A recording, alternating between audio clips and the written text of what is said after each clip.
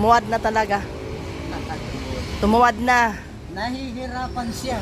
Nahirapan na sa kalisod. Ayan ang pera. Parang ano sa tingin nyo? Panalo ba yan, talo? Wala na. 2 laban sa 3. Ito na may tsura, oh. Ayun ka talaga doon rin. Ito na may tsura. Oh.